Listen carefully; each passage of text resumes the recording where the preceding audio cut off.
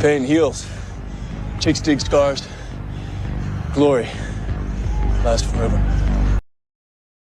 If you told me 8 months ago that Caitlin Clark would come back from injury after having played only 13 games in her sophomore season in the WNBA, sitting out, hasn't played a game since July, and then she steps on the international stage, her senior team, USA basketball debut, and immediately starts hooking like she's been running point for this team every day in games from now since July, or since July until now, I would say you are absolutely crazy. Actually, no, I wouldn't. I'd say you're damn right, because what the Hatelins will always refuse to understand is Caitlin Clark is built different.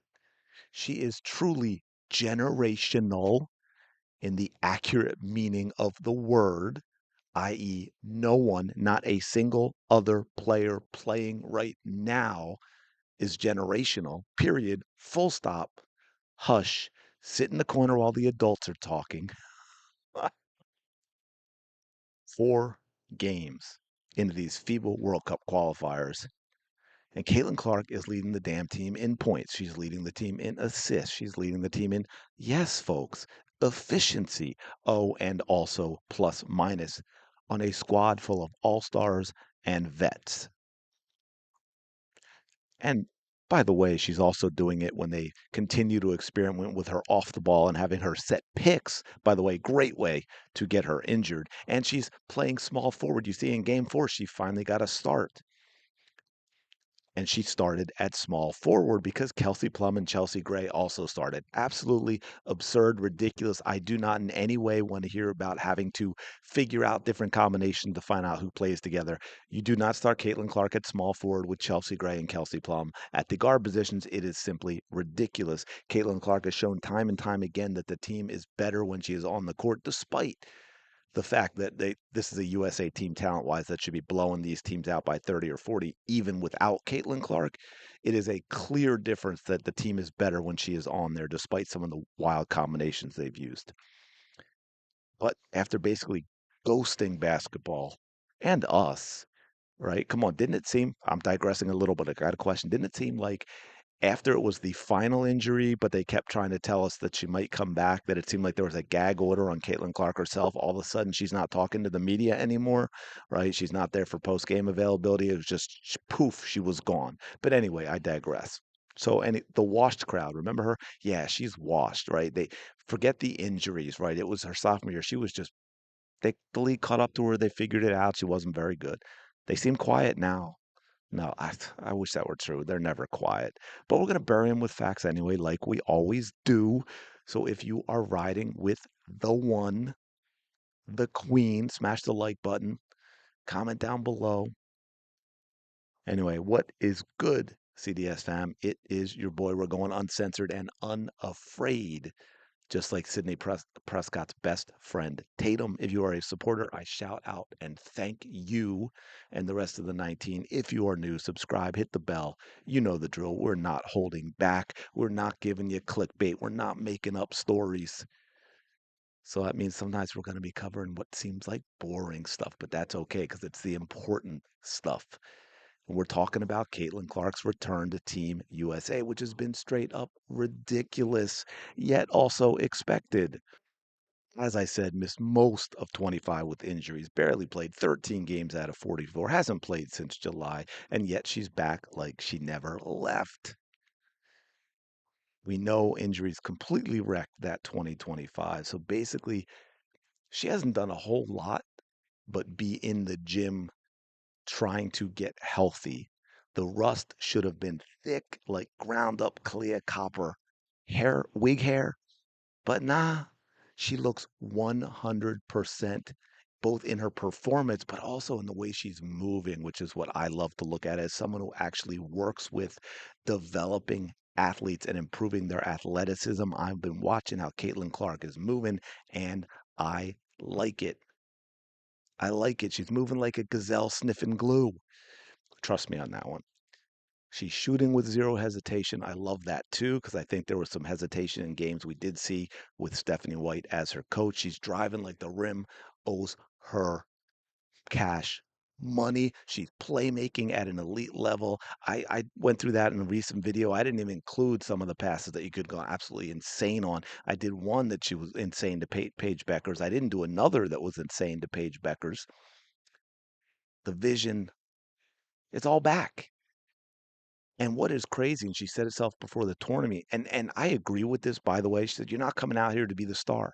USA basketball ain't about that. You're just going to help win." And that is true. When you are on a legit super team like this, when you are representing your country, when you are going to the Olympics, you're going to the World Cup, you're going to, you know, whatever the case may be in big international tournaments, it's all about playing together. And sometimes one player is going to have a big night. Sometimes it's going to be another player. Sometimes it's going to be pretty evenly distributed, right? So I actually didn't expect Caitlin Clark to be leading in points and leading in assists and leading in efficiency and leading in plus minus because I wouldn't expect that of any player, right? Like in the NBA, when you put the national team together, I don't expect at whatever time it was, like when Kobe was at his peak. I don't expect Kobe to be averaging 30. You didn't expect Jordan to be averaging 30 when you go back to the original Dream Team. But anyway, she's humble, right? I mean, for me, sometimes she's a little too damn humble at times. But anyway, I get it. Team first, coming off the bench in 3 of the 4 games. Now, to be fair, I think she's like the top players in terms of minutes are all right around the same, like the top four, I think. And Caitlin Clark might be like second by a minute or 2 minutes. Like, I have no problem with how the playing time has been distributed. I question how they use her. I question some of the lineups they put her in, and I question the not starting the first 3 games. But overall minutes, I do not have a problem with that. Just to be clear for people who be like, oh, Caitlin Clark fans are always whining. I mean, she's sharing the floor with every elite name you can think of, whether they're, I don't want to say ball hogs, but that type of player. You know, the type of player that's got to have that ball in their hands a lot, but they're not looking to make a play for a teammate. You know what I'm talking about, right? She's playing off the ball. She's setting picks. She's starting at small forward. Yet she still ends up leading the team in 4 major categories without forcing it at all. She is just that good. Hey, you remember when she got snubbed from the 2024 Olympic team and the hate tards are all talking about how the physicality of the international game would expose her? You remember that? Well, these people, these hatelins, they are still zero for every single time they open their mouths. Through 4 games, all wins, blowouts mostly. Team USA is already qualified for the World Cup. We get out of that. Caitlin, 12.8 points leading the team. Shooting, by the way, perfect from two, which I think I might have mentioned at the beginning of the video. 7 for 7, right? She's shown a variety. Yeah, she's taken mostly threes, 20 of her 27 shots. She's 9 at 20, by the way, and missed a couple of open ones last game. So she could easily be over 50% from three. But her twos have been a variety. She's getting midi jumpers. She's getting to the rim. She's hitting, fadeaway turnarounds and all that. Absolutely fantastic. 6.3 assists per game, which is tops all the way. And by the way, in just over 20 minutes a night, playing half the game. Okay. We translate that to a full game of what she's doing with the Fever. I mean, she is dishing like prime magic, yet she's got logo range. We've seen she's hitting again 9 of 20 from three. Efficiency, absolutely lighting it up, cooking there, as they say, leading the team.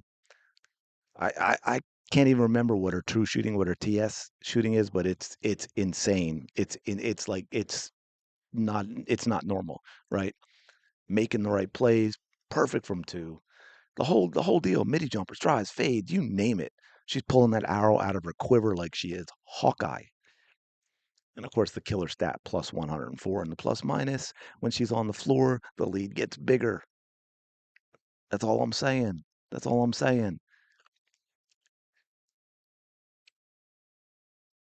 Breaking Team USA assist record for a single qualifying tourney. And yeah, you know what? Some folks still out there saying she can't handle the pros. She took a step back. They figured it out. The international game is too tough. It's too physical. Man, bro, bro, little ladies, log off, touch.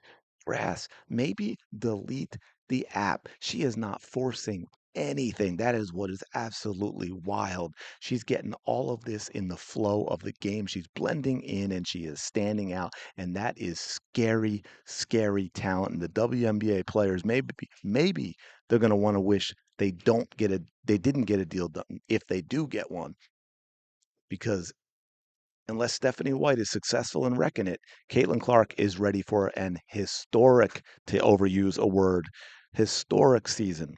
No fear, competes every possession, elevates everyone around her.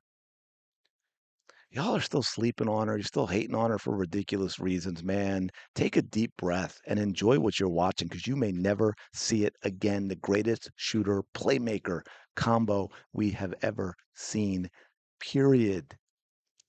Let me know your thoughts in the comments below.